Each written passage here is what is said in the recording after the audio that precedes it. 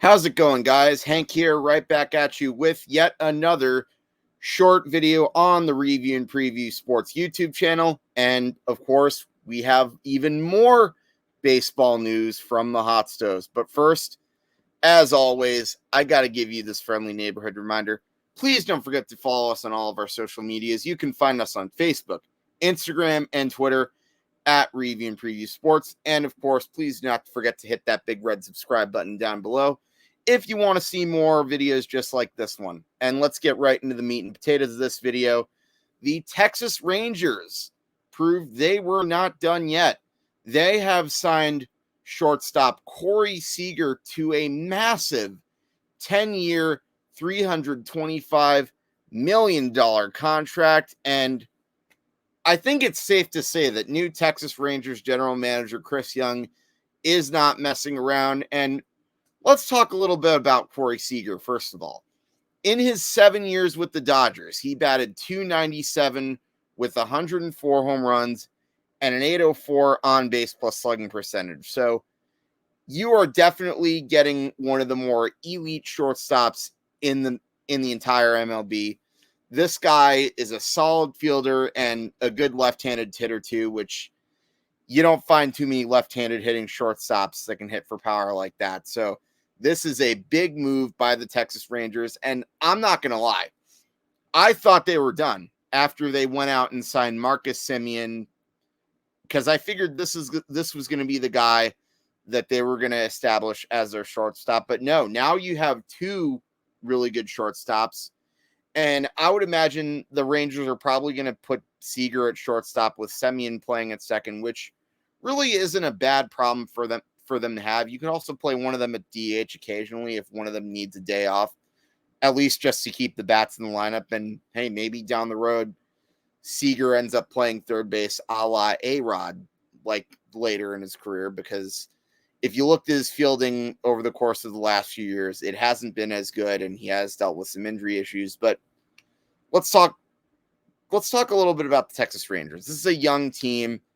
Corey Seager, much like Marcus Semien, will give them more experience to a lineup that, as I said, has already pretty much improved beforehand. And however, unlike Semien, he has something that not too many other players have. And if the Texas Rangers end up getting better to the point where they're going to be World Series contenders, I would say his experience in the playoff, plus the fact that he has a World Series ring, probably could come in handy for the Texas Rangers. And fun fact, Corey Seager actually won the MVP of the one World Series he won, playing at the current ballpark where his team plays home games. As you may remember, the 2020 World Series had to be played at a neutral site, so they chose Globe Life Park in Texas, which incidentally was in its inaugural season to be for the home game. So that was where Corey Seager ended up winning his ring.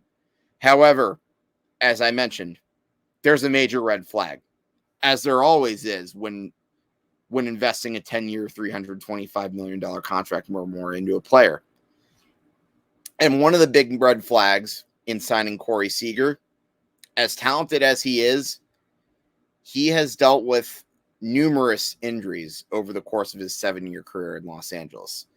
In fact, he has only had 3 years where he played more than 100 games in a season. One example, the 2021 season. He only played 95 games this year, and he missed a significant fraction of the season due to a broken wrist and a hamstring injury. How will this affect him going forward? Who knows? But what we do know is the Rangers are taking a big risk. However, with this risk, they now have one of the best infields in baseball with Marcus Semien and Corey Seager.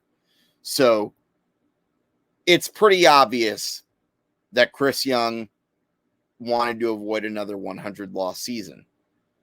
But with that being said, and as much as the Texas Rangers have improved their roster, I still don't think they're in first place. Or at least I still don't think this roster will finish in first place because, like I said, Astros are still a factor. The Mariners also got better. And this pitching staff, well, yes, they did get John Gray. I think they can use another arm. So it begs the question, is Clayton Kershaw a possibility? Now, Clayton Kershaw, as we know, is another former Dodger who also was on that World Series team, and that could instantly upgrade the pitching staff. I mean, you saw what the Mets did with Max Scherzer.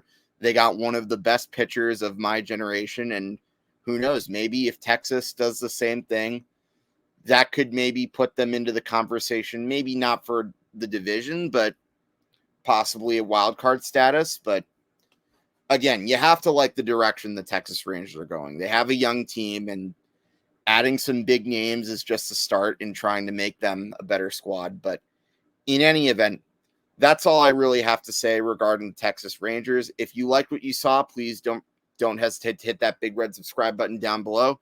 Give us a like, send us a comment. Let me know how you feel about the Corey Seager signing. Do you think the Texas Rangers got infinitely better? Do you think they're a playoff team? Or do you think they still have room to improve? But in any event, in addition to subscribing to our YouTube channel, please don't forget to follow us on Facebook, Instagram, and Twitter if you want to see more videos like this, or if you want to check out more of the shows we have for you. As always, I will be back soon. There will be plenty of more news to discuss with regards to the MLB offseason. But until next time, I will talk to you guys later. Hank and Dichter, I'll see you soon.